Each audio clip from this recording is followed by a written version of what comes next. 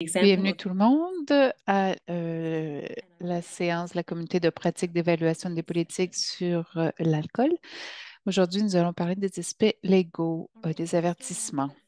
Je vais vous rappeler que nous offrons de l'interprétation simultanée en français en cliquant sur le bouton au bas de votre écran. Vous pouvez sélectionner français et aussi mettre l'anglais d'origine en sourdine.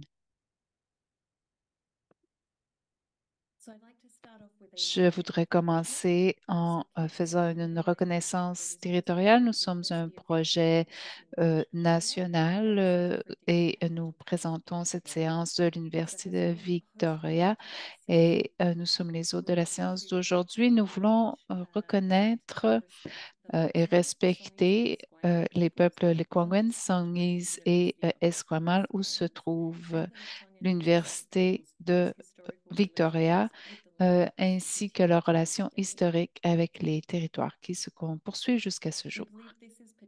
Nous croyons que cela est important, particulièrement lorsque l'on parle d'alcool et de drogue, des politiques qui y sont connexes à cause de l'impact important sur les populations autochtones ici au Canada. Nous reconnaissons aussi que nous avons des participants de partout au Canada et nous vous invitons à publier vos reconnaissances territoriales dans la zone de clavardage si vous le voulez. Quelques articles aujourd'hui d'administration. La présentation d'aujourd'hui sera donc une présentation de Robert Solomon et une période de questions. La séance sera enregistrée et les liens seront envoyés par courriel. Nous aimerions savoir ce que vous avez pensé de la séance d'aujourd'hui. Vous recevrez donc un sondage à cet effet. Les personnes aussi qui ont une expérience de vie, une expérience vécue peuvent recevoir des compensations. Si vous ne l'avez pas déjà fait et que vous voulez en recevoir, nous vous prions de nous écrire à l'adresse affichée ici. Si vous nous le dites une fois, nous allons en faire le suivi. Vous pouvez si vous participez à la séance d'aujourd'hui, vous pouvez nous écrire. Nous voulons aussi dire que les opinions exprimées sont celles des présentateurs, pas nécessairement de l'organisation. En ce qui concerne la période de questions à la fin, je vais modérer cette période et nous allons aussi prendre plusieurs pauses pendant la présentation et il y aura du temps à la fin également. Vous pouvez utiliser la zone de clavardage ou la fonction lever la main pour poser des questions. Vous pouvez poser des questions de façon anonyme aussi. Durant la présentation, nous vous demandons par contre de taper vos questions dans la séance de clavardage. À la fin, vous pouvez lever la main et poser vos questions à voix haute si vous le désirez. J'aimerais vous présenter notre présenteur d'aujourd'hui. Alors, Robert Solomon fait partie de la faculté de droit de l'Université de Western Ontario, où il est un professeur émérite distingué. Il a participé à la recherche, aux études en responsabilité civile, le droit de la santé, les conduites en état établi et les politiques sur la drogue et l'alcool. Il a aussi servi en tant que consultant auprès de plusieurs départements, ministères, pardon, gouvernementaux, des régies de l'alcool provincial, des universités. Il s'intéresse depuis longtemps à la responsabilité civile des fabricants et des régies d'alcool euh, et leur manque d'information aux consommateurs en ce qui concerne le risque de TSAF. J'aimerais d'abord remercier ou peut-être blâmer Dr. Tim Stockwell et Tim Namey parce qu'ils m'ont invité à m'intéresser à ce domaine lorsque j'ai, euh, je me suis rendu compte que la première locution que j'ai faite dans ce domaine était à Victoria en 1992. Je veux aussi vous remercier, Tina, pour ton aide. Euh, La présentation d'aujourd'hui est basée sur un article que j'ai écrit avec une étudiante en droit exceptionnelle, Maddie Hill. Cet article a été soumis au Journal de santé et de droit de McGill et c'est présentement dans un processus de revue par les pairs. Et c'est pourquoi je n'ai pas pu circuler ou publier, présenter cet article ici durant la présentation. Mais comme vous allez le remarquer, j'ai mis mon numéro de téléphone et mon courriel ici sur la diapositive. Alors, si vous voulez d'autres informations, cela me fera plaisir de vous les transmettre plus tard. L'approche que je vais prendre aujourd'hui, c'est que je vais passer à travers la présentation PowerPoint et je vais aussi vous demander s'il y a des questions. Euh, je ne veux pas forcer les gens à écouter cette présentation pendant 1 heure. Mon but est assez simple. Je veux que chacune d'entre vous quittiez cette séance avec une bonne compréhension des responsabilités potentielles des fabricants d'alcool et des régies d'alcool pour leur manque d'avertir les consommateurs par rapport au risque du TSAF. Je ne sais pas si la diapositive est à l'écran. Les estimations varient beaucoup. En général, on accepte que le TSAF est plus commun au Canada que toutes les autres causes de déficience développementale.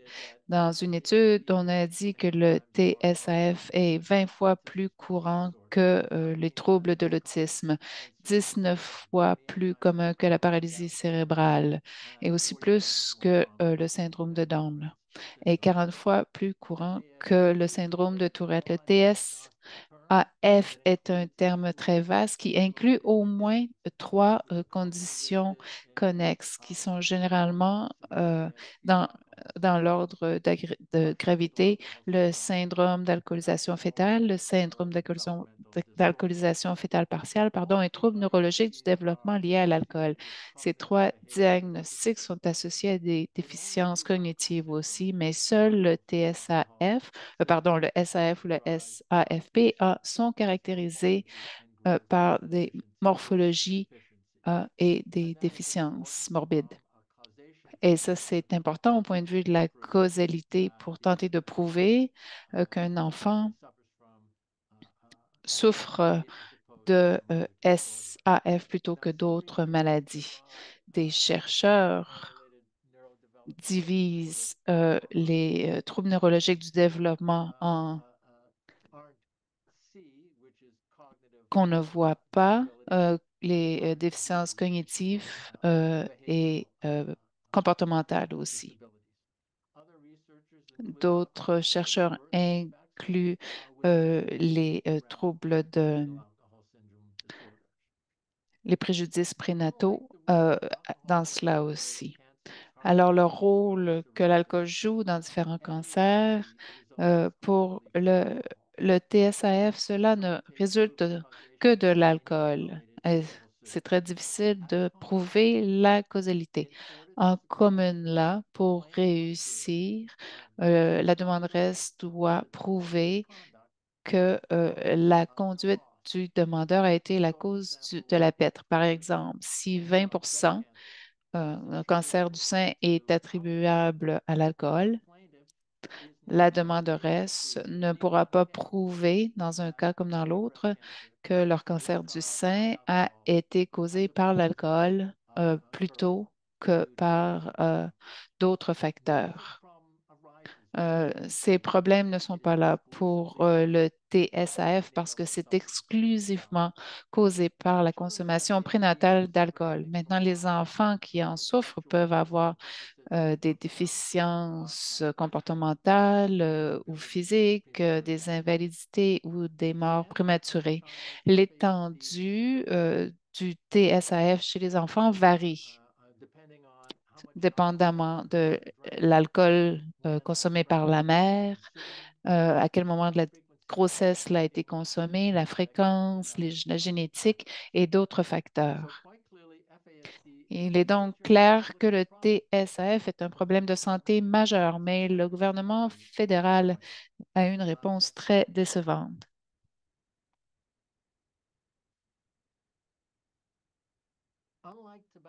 Contrairement au tabac et au cannabis, l'alcool n'est pas soumis à des restrictions sur la publicité, le marketing, l'emballage ou d'étiquetage fédéral, même s'il y a 18 000 décès par année et près de 19,7 milliards de dollars en coûts publics, les coûts publics qui excèdent le revenu du gouvernement par 6,5 milliards de dollars. Euh, et le gouvernement subventionne l'industrie de l'alcool. Mais cela est une autre histoire. Contrairement à ce que l'industrie de l'alcool argumente, il n'y a pas d'obstacles légaux ou juridiques à mettre en œuvre une législation qui requiert tous les produits d'alcool euh, demander à ce qu'elles aient des étiquettes d'avertissement.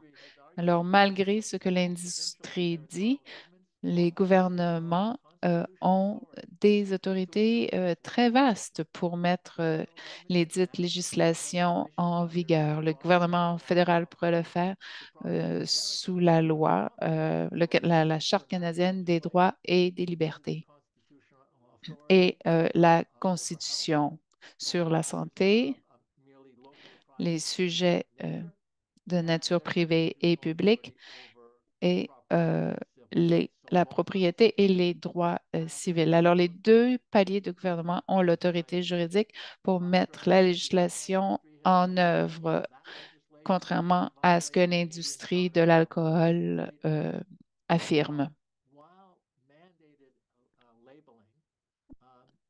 L'étiquetage mandaté de l'article 2B de la Charte de la liberté de parole, ces législations seraient soutenues en vertu de la Charte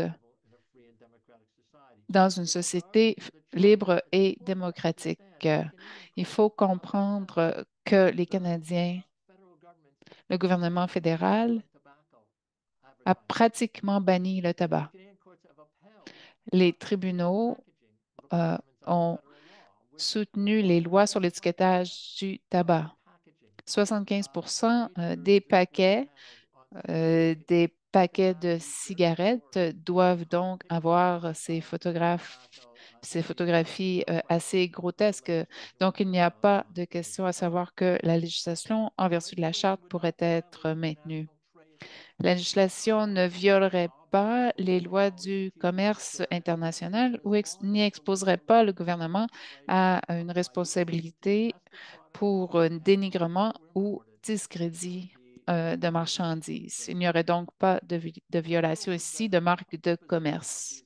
Et cela ne mettrait pas euh, le gouvernement ou les provinces euh, en position de poursuite pour justement discrédit de marchandises, pour que l'industrie de l'alcool devrait prouver que que l'étiquetage n'est pas vrai et devrait prouver que le gouvernement a créé cette loi par souci, par malice. Il n'y a donc pas d'obstacle à la mise en œuvre d'une telle législation. Le gouvernement fédéral, malheureusement, n'a pas réussi à faire cela. Il y avait 9 projets de loi de députés qui ont été déposés entre 1988 et 2006. Les premiers 8 ont été annulés en feuilleton et le dernier a été défait. Euh, le projet de loi le plus récent sur les étiquettes d'avertissement a été introduit le 2 novembre 2022 et il ne passera probablement pas. dans une étude plus de 1000 projets de loi entre 1994 et 2000. Entre tous ceux-là, moins de 2% ont été mis en œuvre. Et de ceux-là, moins de la moitié ont été mis à jour. Alors, il est peu probable que ces projets de loi voient le jour ici au Canada. Je pense que la menace d'être poursuivi donne un autre outil qui encourage l'industrie. C'est un autre moyen, donc, de faire en sorte, pour essayer de faire en sorte que le gouvernement aide l'avant.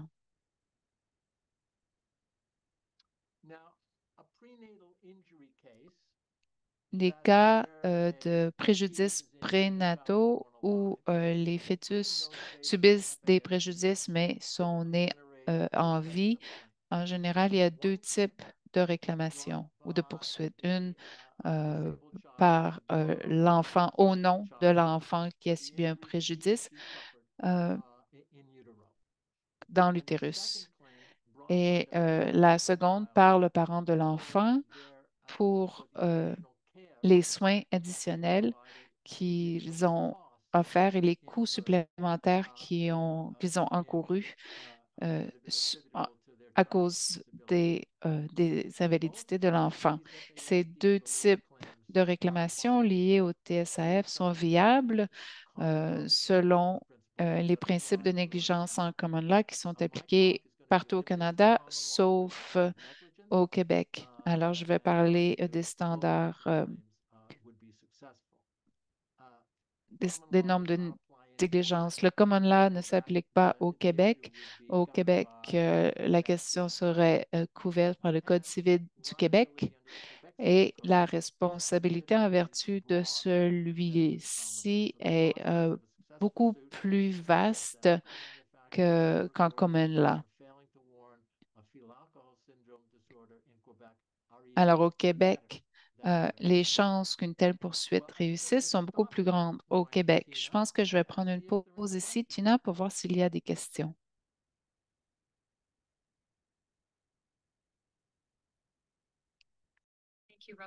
No questions at this time, so happy to proceed. Okay. Don't be shy about asking questions. N'ayez pas peur de poser des questions. Il y a peut-être des problèmes. Vous avez peut-être des amis qui travaillent dans des organismes un peu partout et qui voudraient avoir des réponses aussi. Nous allons maintenant nous pencher sur les amendes d'une poursuite en négligence en common law. Qu'est-ce que la demanderesse doit prouver pour réussir? Toutes les poursuites de négligence en common law impliquent les mêmes 6 problèmes de base, que ce soit une poursuite des fabricants qui n'ont pas informé les femmes du TSAF ou quelqu'un qui a eu un accident de voiture. Tout d'abord, la demanderesse ou le demandeur doit établir que le défendant a une obligation juridique euh, d'exercer la diligence pour son bénéfice dans les circonstances du dossier. Le deuxième, c'est la norme de négligence et sa violation. Le demandeur doit prouver que, en fonction de tous les faits, le défendant a violé les standards, normes de diligence, pardon, requises. En troisième lieu, la causalité. Les demandeurs doivent prouver que la dite violation des normes de diligence a été la cause de la perte. Et la quatrième, c'est l'éloignement du dommage. Le demandeur doit établir que la relation de causalité entre ces pertes et la négligence du défendant n'était pas trop éloignée ni tenue pour être récupérable. Ils doivent aussi prouver que la relation entre le préjudice et la négligence du demandeur ne sont pas trop éloignées en droit. Le cinquième, c'est que le demandeur a subi des pertes qui peuvent être reconnues au point de vue juridique et prouver l'étendue aussi de ces pertes. La- le décès et le deuil ne sont pas récupérables en common law. La loi a été mise en œuvre dans toutes les juridictions pour permettre de réclamer les pertes monétaires. Et en dernier lieu, le sixième point, la conduite défavorable des défendants.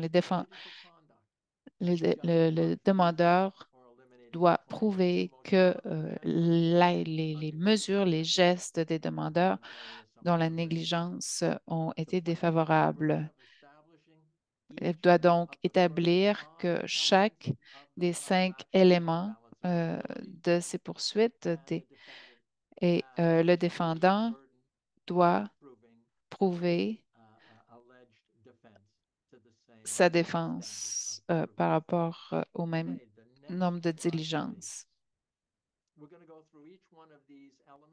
Nous allons parler de ces éléments un par un et les appliquer au TSAF et au devoir d'avertir des fabricants.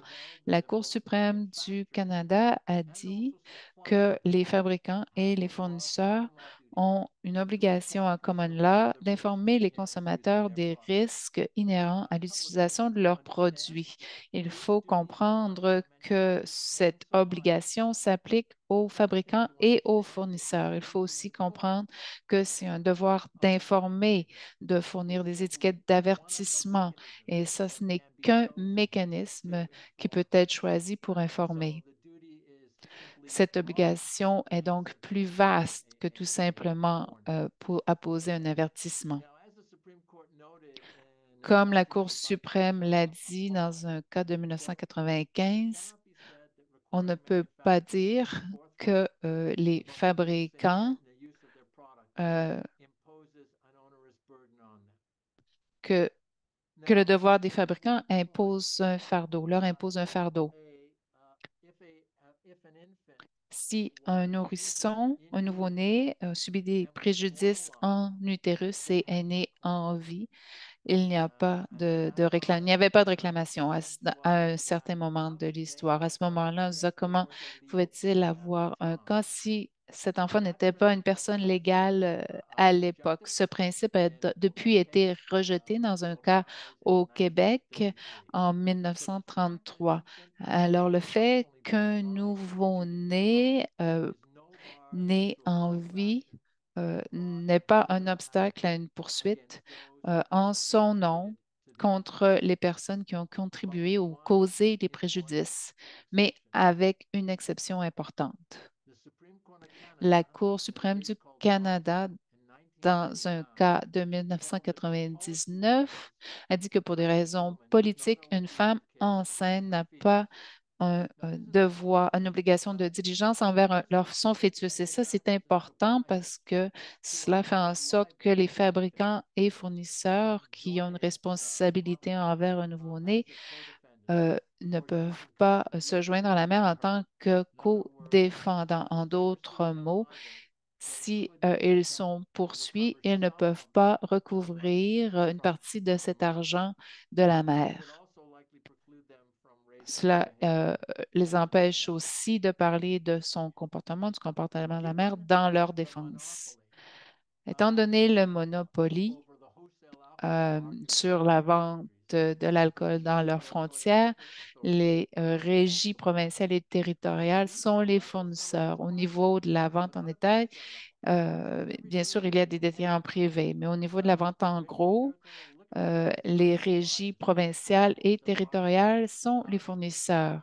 Ainsi, comme les fabricants d'alcool, elles ont l'obligation d'informer les consommateurs des risques de la consommation. Les consommateurs euh, ne doivent pas devoir être informés des faits qui sont bien connus. Mais toutefois, il y a d'autres risques qui doivent être distingués comme étant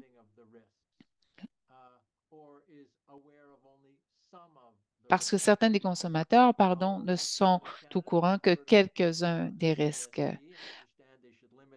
Plusieurs femmes au Canada comprennent le risque de TSAF, mais plusieurs ne savent pas que leurs fœtus peuvent subir des préjudices profonds si elles boivent avant même de découvrir qu'elles sont enceintes. Les, euh, les avertissements ne portent pas sur ne couvrent pas tous les cas. Il y a une période de temps au début de la grossesse, environ au milieu du premier trimestre, où la femme ne sait pas qu'elle est enceinte. Plusieurs femmes ne savent pas nécessairement que le TSAF est la première cause de préjudices corporels prénataux au Canada. Pas non plus que plus de 1 sur 25 enfants canadiens est né avec des déficiences relatées au TSAF d'un certain type. Alors, les fabricants et fournisseurs d'alcool aux Canadiens, dont les régies territoriales et provinciales, ont une obligation de diligence vaste en commun là, d'informer les femmes des risques que la consommation d'alcool pose des risques qu'un enfant soit né avec le TSAF. Nous avons deux questions qui ne sont pas sur les principes dont nous avons parlé ici. Elles sont un peu plus générales. Voulez-vous qu'on les pose ici ou qu'on en parle un peu à la fin? On peut les poser maintenant. La première est, est-ce que les avertissements sur d'autres substances ont permis de changer les comportements ou d'autres objectifs d'étiquetage? Ça, c'est une question dont les chercheurs sur l'étiquetage de l'alcool pourraient en parler mieux que moi. En général, les étiquettes qui ne sont pas prominentes, qui sont cachées, si vous voulez, dans les produits, n'ont pas beaucoup d'impact. Ce que je comprends, et il y a des personnes plus qualifiées que moi pour répondre à cette question, c'est que l'étiquetage bien en vue et des graphiques, des images qui sont bien positionnées, cela a un effet non seulement sur les connaissances, mais aussi sur les comportements des consommateurs. Je ne suis pas encore une fois la meilleure personne pour répondre à cette question, mais encore une fois, une bonne législation en la matière euh, avec l'étiquetage et des images, cela peut avoir un impact positif sur les connaissances et les comportements des consommateurs. Je vais aussi vous dire que sur notre site Web, il y a un lien sur les ressources d'étiquetage que vous aimeriez peut-être consulter. La deuxième question est la suivante. Que pensez-vous des poursuites qui ont été déposées au Québec contre la SAQ et des producteurs d'alcool? Merci de poser cette question. Il y a deux poursuites qui ont été déposées.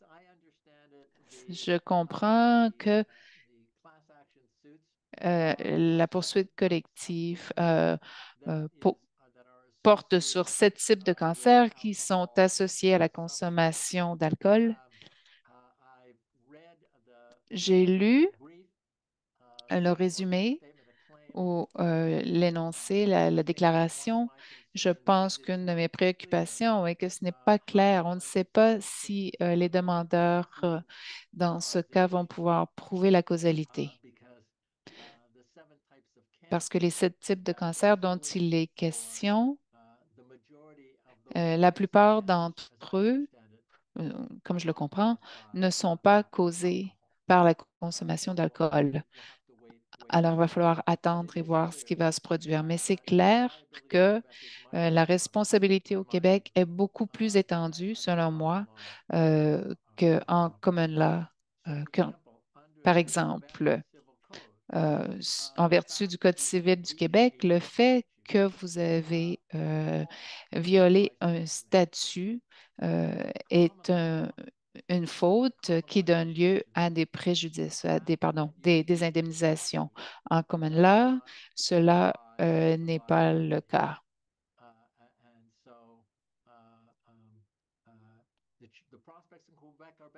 Alors au Québec, le potentiel est plus grand, mais on devra attendre de voir quelle sera la réponse en termes de ces deux poursuites civiles.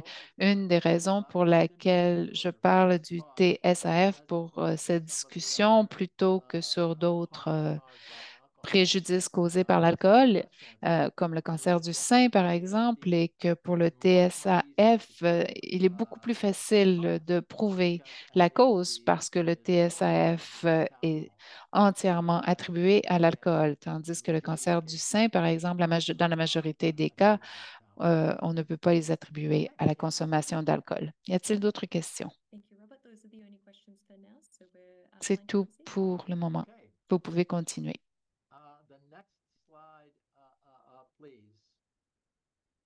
So once the plaintiff has Alors, established une fois that que le both demandeur a établi que le fabricant d'alcool ou le fournisseur leur doit une norme de diligence, il faut établir they breached the qu'ils ont violé cette norme de diligence. alcohol manufacturing suppliers Les fabricants et fournisseurs doivent divulguer les risques posés par l'usage prévisible, mais aussi le mauvais usage de leurs produits.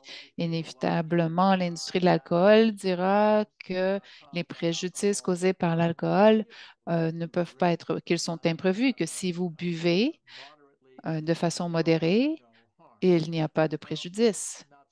Eh bien, pas si vite. Étant donné le grand risque d'hyperalcoolisation rapide auprès des femmes en âge d'être enceintes, ce risque qui inclut avoir des nouveau-nés avec des invalidités qui sont reliées au TSAF, on ne peut pas dire que c'est imprévu et on doit en parler. Cela doit être divulgué, même si les taux d'hyperalcoolisation rapide sont plus bas parmi les femmes que parmi les hommes. En 2022, environ 25 des femmes de 18 à 35 ans et 20 des femmes de 35 à 49 buvaient, étaient victimes d'hyperalcoolisation rapide. Qu'est-ce que cela veut dire? Dans cette étude, cela voulait dire consommer au moins 4 verres par occasion, au moins une fois par mois, toute l'année. Dans une étude plus tard, on a estimé que 37 des enfants nés au Canada étaient exposés à des épisodes multiples d'hyperalcoolisation rapide maternelle. Et dans cette étude, cela était défini comme consommer 5 verres standards au moins par occasion. Parce que l'hyperalcoolisation rapide est commune, on ne peut pas l'éliminer en tant que facteur ne pouvant pas être prévu. Ainsi, les fournisseurs doivent fournir un avertissement approprié. Ils doivent aussi raconter toute l'histoire. Ils ne peuvent pas faire des compromis ou envoyer des messages compensatoires. Si le risque est grave, un avertissement général n'est pas suffisant. En termes des produits qui sont destinés à la consommation humaine, les tribunaux ont imposé une norme très élevée de divulgation. Et cette norme de divulgation, pardon, augmente avec la probabilité des préjudices et le TSAF est la première cause de loin des déficiences congénitales et aussi de la gravité possible de ces préjudices. Alors, le TSAF, en termes de sa probabilité et de sa gravité possible, la norme de divulgation est donc extrêmement élevée.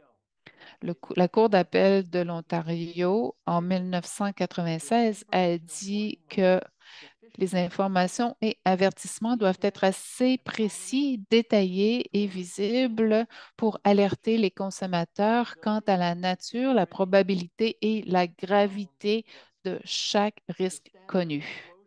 La norme de divulgation est plus grande pour les produits qui sont destinés au public en général, comme l'alcool, et les produits qui sont commercialisés en masse.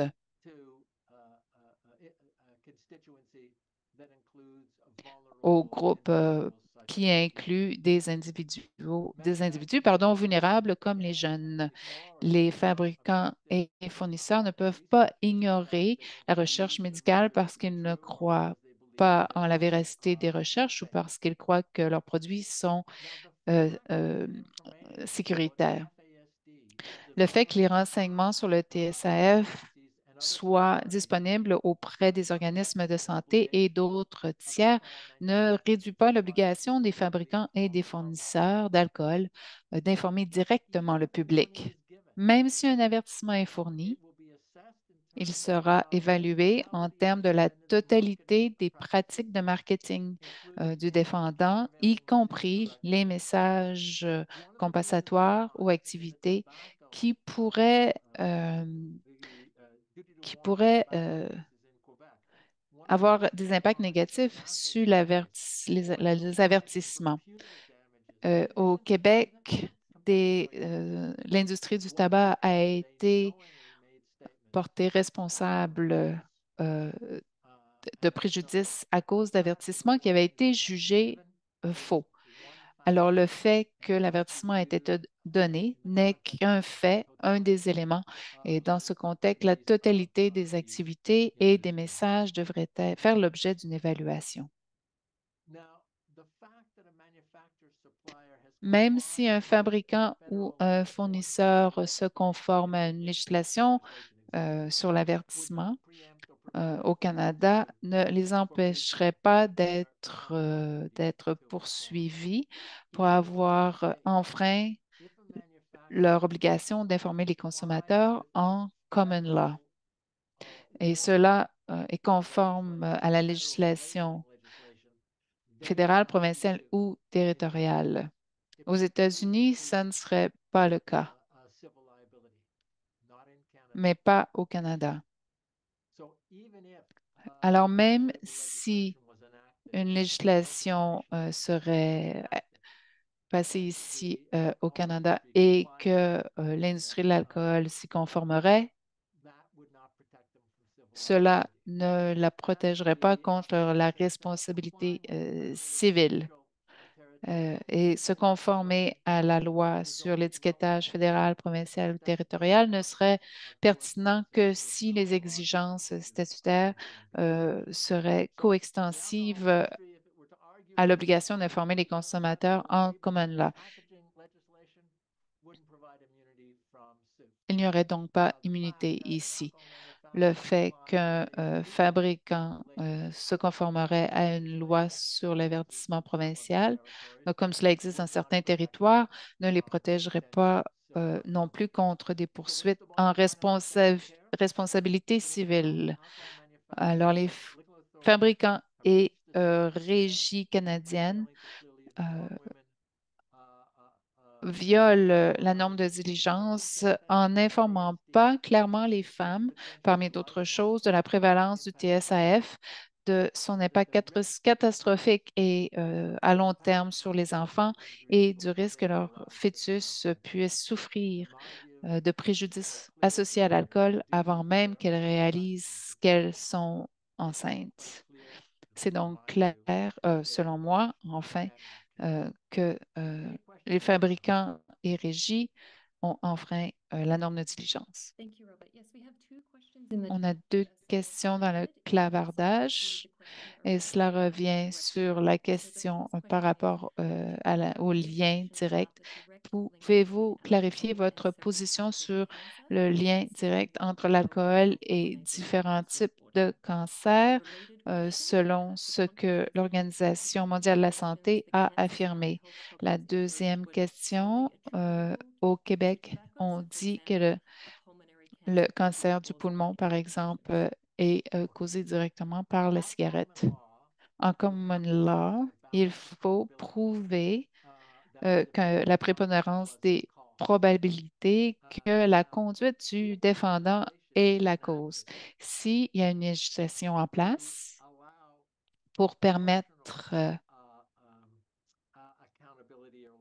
une responsabilité proportionnelle, il n'y a pas de problème. Donc, dans chaque juridiction au Canada, le gouvernement provincial a mis en place une législation sur le tabac qui permet une récupération proportionnelle. Alors, si le tabac était responsable de 25 disons, des cancers de l'intestin, l'industrie serait donc responsable de 25 des cancers de l'intestin. Mais cela a été fait par législation. Au Canada, il n'y a pas de législation en common law qui permet cette récupération proportionnelle. Et c'est donc pourquoi j'ai choisi le TSAF parce que ce n'est pas un problème avec le TSAF, parce que c'est causé exclusivement par la consommation d'alcool, tandis que dans le cas d'autres préjudices associés à l'alcool, l'alcool peut être responsable, disons, de 20 ou de 15 mais si ce pourcentage est sous 50 ils vont perdre en causalité. Alors, pourquoi ça a été possible avec le tabac? C'est à cause d'une législation qui a changé le common law permettant la récupération proportionnelle en fonction de la causalité. Merci, Robert. J'espère que ça répond à la question. On a deux autres questions dans le clavardage. Est-ce que l'indépendance a une substance, influence sur, est-ce que cela a un impact si vous devenez dépendant d'une substance, disons le tabac, à ce point-là, vous pourriez ne, à- ne pas être jugé négligent parce que vous avez eu une dépendance selon la loi sur le tabac dans les poursuites collectives au Québec. Le fait que plusieurs des personnes étaient dépendants à la cigarette avant l'avertissement les a empêchés de réussir. Mais s'il y avait un avertissement bien donné avant que les personnes commencent à fumer, alors l'industrie du tabac ne pouvait pas être tenue responsable. Alors oui, la dépendance joue un rôle. Merci, Robert. Il y a une question sur le contenu par rapport à l'obligation d'informer, particulièrement pour les gouvernements. Qu'en est-il des campagnes d'éducation publique que les gouvernements ont entreprises pour prévenir les femmes quant à la consommation pendant la grossesse? Est-ce qu'on aurait pu parler de TSAF là aussi? Donc, règle générale, le principe est que l'industrie ne peut pas se fier sur des tiers. En d'autres mots, le fait que l'information est disponible d'autres sources, cela ne réduit pas son obligation. Je pense qu'il faudra attendre et voir ce que le tribunal, comment le tribunal va répondre. Disons, peut-être que la régie dira, ça ne sert à rien d'informer le public sur une bouteille, c'est beaucoup plus censé de coordonner nos informations avec les organismes de santé territoriale ou publics. C'est un des domaines que je veux explorer. Je pense donc que si le gouvernement avait un plan complet pour informer le public et s'il comprenait l'étiquetage, la signalisation, la promotion de la santé publique, je pense que les tribunaux devraient essayer de prépondérer tout cela.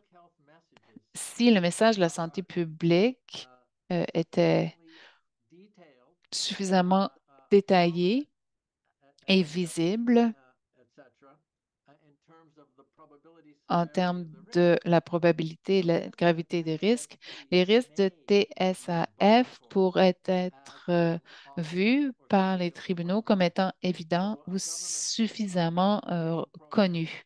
Alors, si un programme sur le TSAF était mis en place, il pourrait avoir il serait possible que le tribunal soit convaincu que le TSAF est assez bien connu de façon à ce que les fabricants n'aient pas besoin d'en parler. Mais je ne crois pas qu'on en soit là parce que quand on examine les programmes d'information dans certaines juridictions du pays, il y a des informations sur des sites web, sur le TSAF, mais le public général n'était pas averti sur le fait que des enfants pouvaient venir au monde avec des déficiences et que cela pouvait se produire avant même que la mère se rende compte qu'elle soit enceinte. Je pense que ces programmes sont importants, qu'ils pourraient faire en sorte que le TSAF devienne un risque reconnu, mais on n'en est pas encore là. Il faudra donc attendre et voir ce que les tribunaux décideront. Nous avons trois autres questions qui sont plus générales. Voulez-vous qu'on les pose plus tard ou répondre à une question et ensuite on peut continuer. Sachant qu'il ne faut pas trop d'alcool pour causer le TSAF, combien de cas de TSAF pensez-vous, selon vous, ne sont pas diagnostiqués ou faussement diagnostiqués? Je crois qu'il y a des personnes plus qualifiées que moi pour parler de ce sujet, mais c'est assez clair que ce sera beaucoup plus facile de réussir en termes des enfants qui souffrent de SAF et de SAFP que ceux qui n'en souffrent pas. La difficulté est qu'il y a beaucoup plus d'enfants qui sont nés avec du SAF ou SAFP et selon moi, plusieurs de ces enfants ne sont pas diagnostiqués.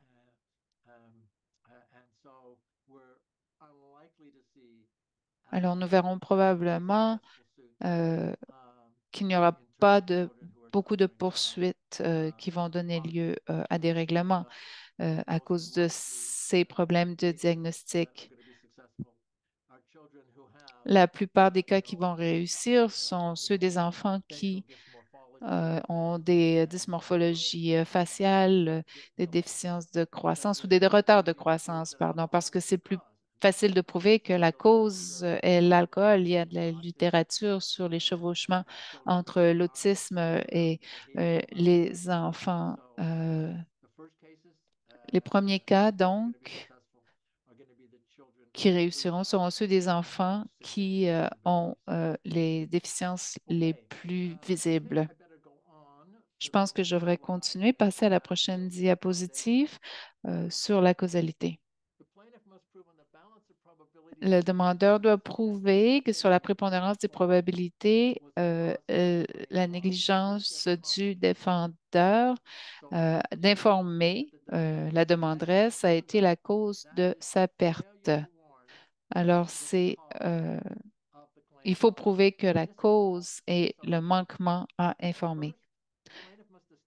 Le demandeur doit donc établir que la cause de la perte est l'alcool. Une fois qu'un enfant a été diagnostiqué avec du TSAF, l'alcool sera la cause des déficiences qui sont attribuables à ce diagnostic. Les enfants qui ont des déficiences les plus profondes, notamment SAFN et SAFP, sont plus faciles à diagnostiquer. Les enfants qui souffrent de TN, DLA sont plus difficiles à diagnostiquer et plusieurs ne sont pas identifiés comme souffrant de TSAF.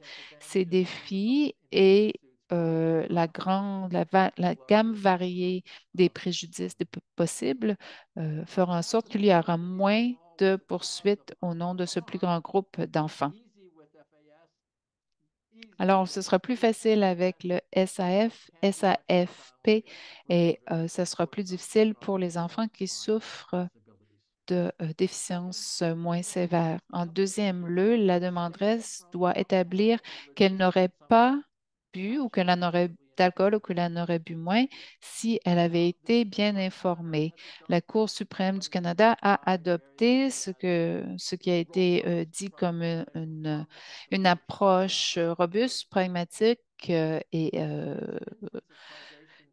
réfléchie sur la preuve de la causalité, ce qui permet une inférence de causalité qui peut être conclue en faveur de la demanderesse dans l'absence de preuve du contraire.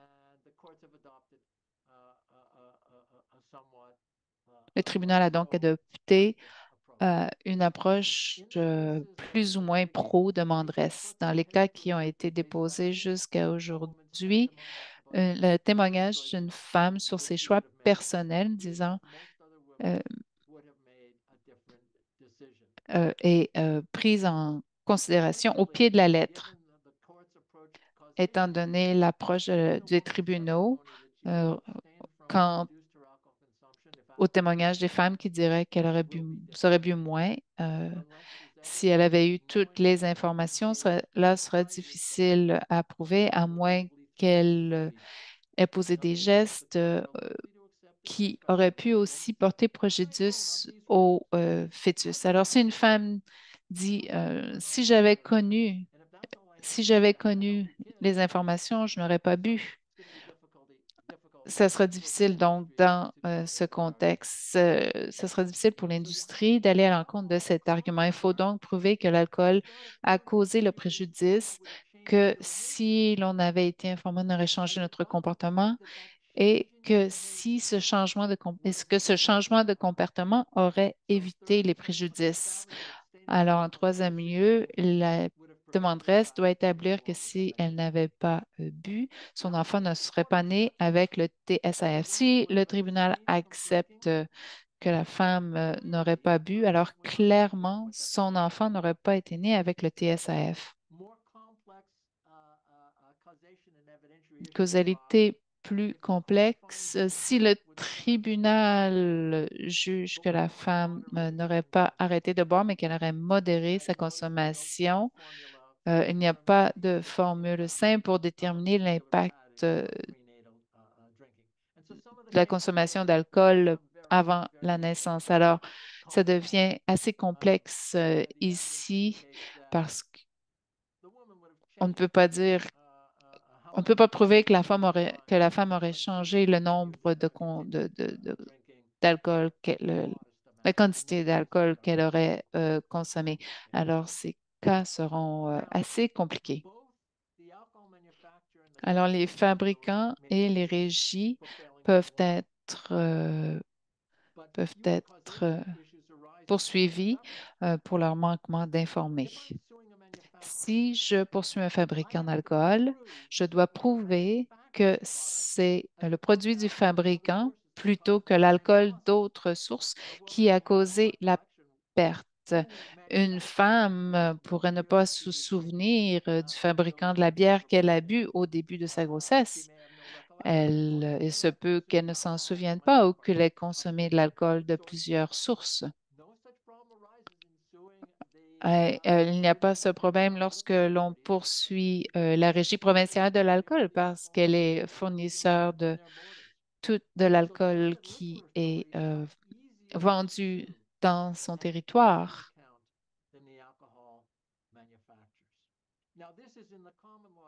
Ça, c'est en common law. euh, et la conclusion par rapport à la causalité, les enfants nés avec le SAF ou SAFP, euh, les parents, pardon, auraient peu de difficultés à prouver la causalité, surtout s'ils poursuivent les régies d'alcool. Prouver la causalité sera plus difficile à prouver dans les cas de TNDLA. Je vais parler maintenant d'éloignement des préjudices. Le test en général d'éloignement du préjudice, la demanderesse doit prouver que les préjudices ne sont pas trop éloignés de la négligence des défendants. Euh, Cela veut dire que les pertes des demanderesses sont un résultat prévisible de la négligence des défendants. Euh, Ce test a été élargi par l'adoption de deux principes. Le premier, c'est le type de préjudice et le deuxième, vulnérabilité de la victime. Le premier, c'est à dire si le préjudice, la demanderesse était prévisible. Dans ce cas, le TSAF. Alors, si une femme consomme une quantité modérée d'alcool ou modeste et que son enfant est né avec des déficiences graves, et ce n'est pas caractéristique, cela n'a rien à voir. Si le TSAF ou une déficience de ce genre est prévu ou est prévisible, alors toutes ces pertes peuvent être récupérées, même si leur portée dépasse ce qui était prévu. Dans le cas de la vulnérabilité de la victime, cela dépend de la vulnérabilité préexistante de la demanderesse. Par exemple, un fabricant n'aurait pas de responsabilité parce que la génétique d'une femme aurait augmenté le risque que son enfant est un enfant avec TSAF. Les préjudices donc des enfants et ceux subis par les parents sont donc les résultats prévisibles euh, du manque de divulgation des risques du TSAF. En conséquence, ces pertes ne sont pas trop éloignées au terme de la loi et sont récupérables. Il peut maintenant y avoir des questions. Three questions that were pre-existing. Would you like me to pose any of those or hold them till the end? Sure, why don't we Let's pick one out of the hat. Yeah. All right. So this one I'm happy to repeat a second time if necessary. This is amazing information that can help so many, as well as furthering the push for improving protection. Considering parents, guardians of children with disabilities are often extremely busy and Considérant living que les parents des enfants qui ont des déficiences sont très occupés, y a-t-il un effort pour que ces informations se rendent entre les mains des parties intéressées et qu'en est-il du soutien juridique pour les personnes qui voudraient déposer des plaintes? Moi, ma première présentation sur ce problème, je l'ai fait en 1992, comme je vous l'ai dit, et on n'a pas fait beaucoup de progrès depuis.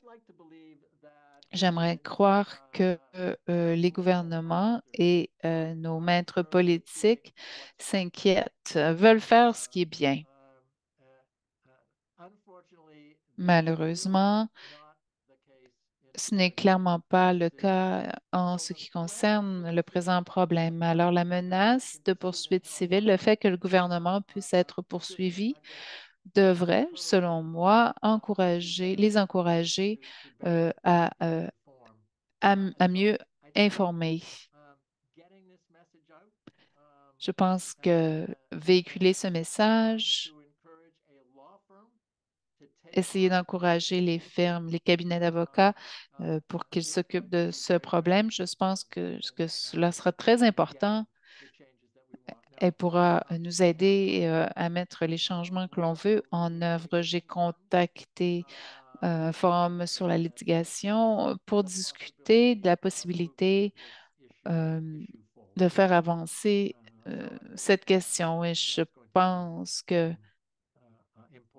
ce sera important.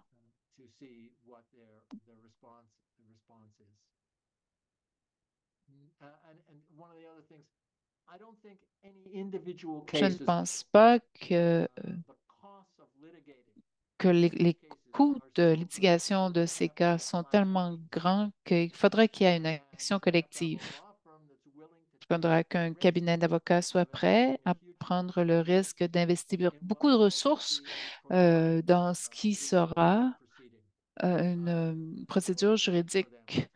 Euh, et c'est pour la raison pour laquelle je pense que les premières poursuites seront pour le SAF et SAFP parce que les préjudices sont plus grands et parce que c'est plus facile à prouver. Thank you, Robert. The next question relates to the Private Members Bill. Given that only 2% are Étant successful, can donné you que comment seulement 2% des projets de loi de députés ont réussi, pouvez-vous parler des facteurs qui pourraient faire en sorte que ces projets de loi réussissent? Par exemple, est-ce qu'il y a des mesures que les organisations de la santé pourraient prendre pour soutenir ces projets de loi? Si il y a un grand tollé, un soutien public, un gouvernement prendrait un projet de loi d'un député en charge et l'introduirait comme projet de loi d'un gouvernement. Alors, tout ce qui peut être fait pour accroître la visibilité de ces projets de loi, leurs motifs et les avantages d'une législation sur les avertissements, tout cela serait positif parce que il serait donc plus vraisemblable que le gouvernement se chargerait de la tête d'une question.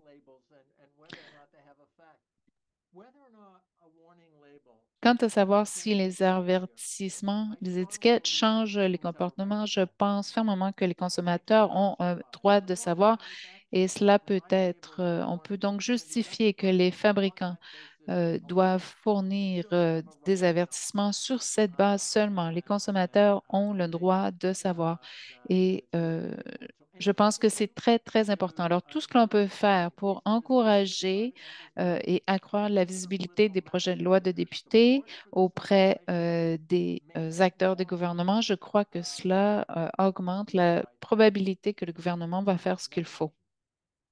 Thank you, Robert.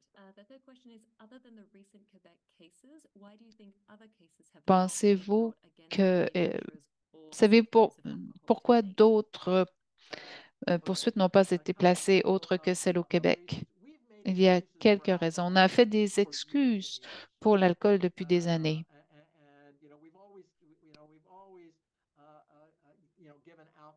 On a toujours donné à l'alcool un laissez-passer. On ne les tient pas responsables. Et maintenant que les recherches indiquent la portée et des préjudices de l'alcool, il y a des barrières politiques à leur responsabilité, aussi des barrières financières.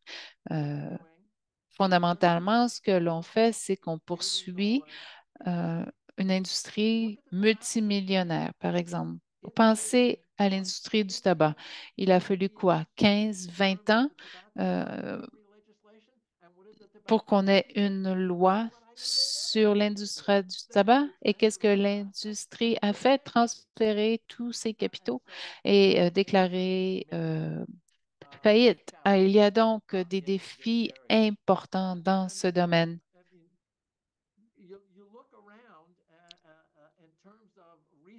Et en termes des politiques récentes des gouvernements sur l'alcool, il semble y avoir des raisons politiques pour déréglementer l'alcool de plus en plus. Le premier ministre Ford a récemment dit qu'il allait mettre de l'alcool dans les dépanneurs.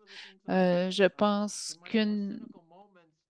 quand je me sens plus cynique, je dis que si il y avait $1 million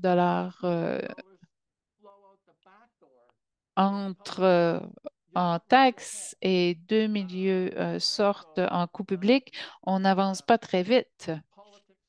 Alors, les coûts et la politique sont les principaux obstacles à la mise en place de législation et à l'acceptation ou à la prise en charge de ces cas par les cabinets d'avocats.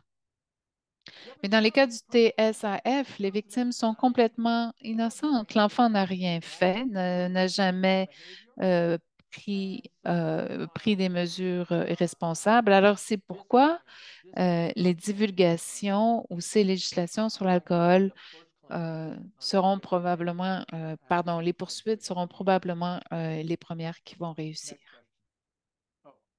Thank you, Robert. That's all the questions we have at this time, so we can C'est move toutes on. les questions que nous avons en ce moment.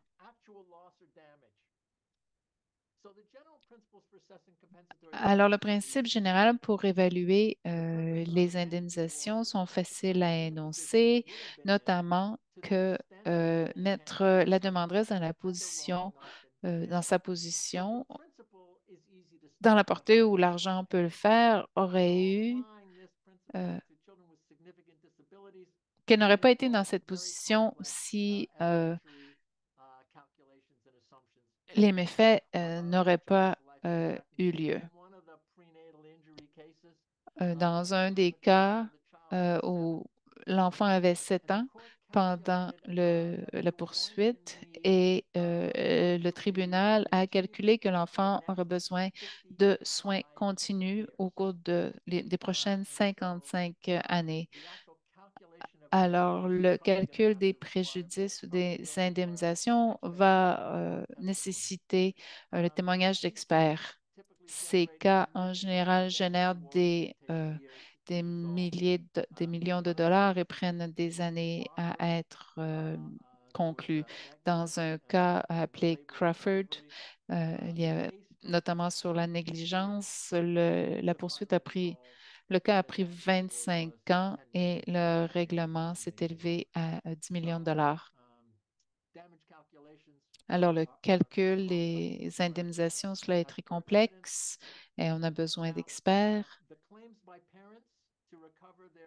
Euh, le fait que, que les parents puissent récupérer des coûts additionnels, supplémentaires, en général, cela est moins complexe et les règlements sont plus bas. Les enfants qui sont nés avec le TSAF et leurs parents souffrent plusieurs pertes qui sont récupérables. Alors, les calculs sont compliqués, mais il y aura peu de difficultés à établir ces coûts et les preuves.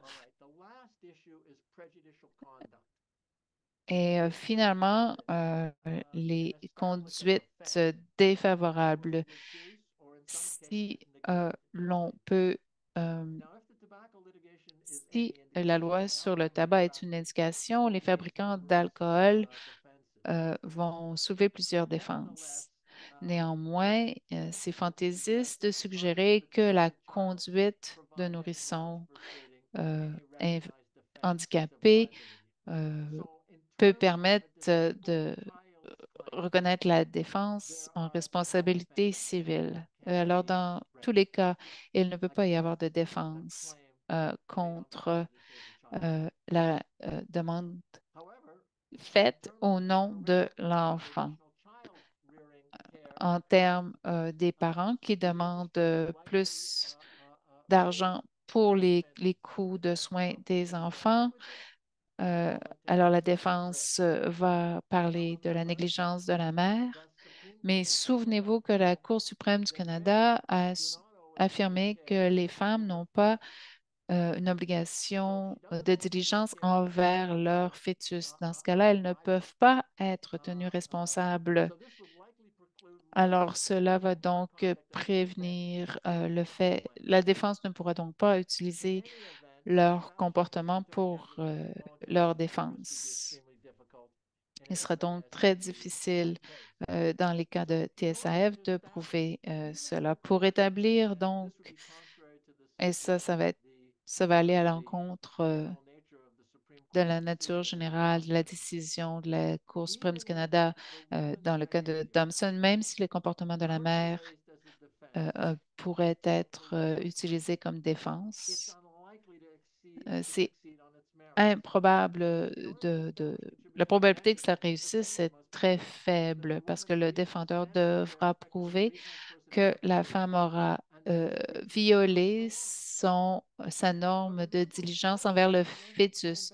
Mais souvenez-vous qu'une fois que le tribunal a accepté que le défendant n'a pas informé la femme, il sera difficile d'établir que la femme a fait preuve de négligence envers le risque dont elle n'a pas été informée.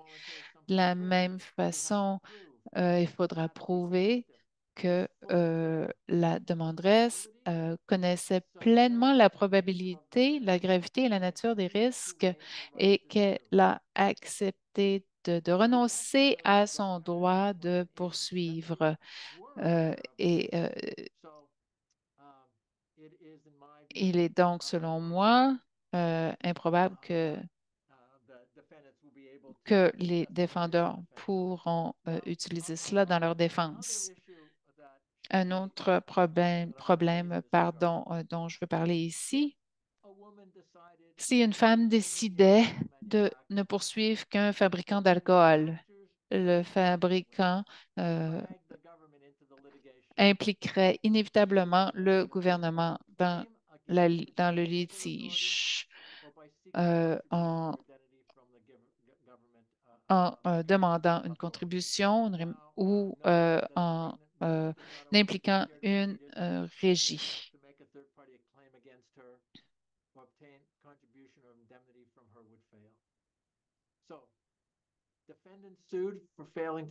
Les défendants poursuivis parce qu'ils n'ont pas divulgué les risques de TSAF ne pourront pas établir la négligence ou l'assumption volontaire des risques de la demanderesse. Y a-t-il des questions?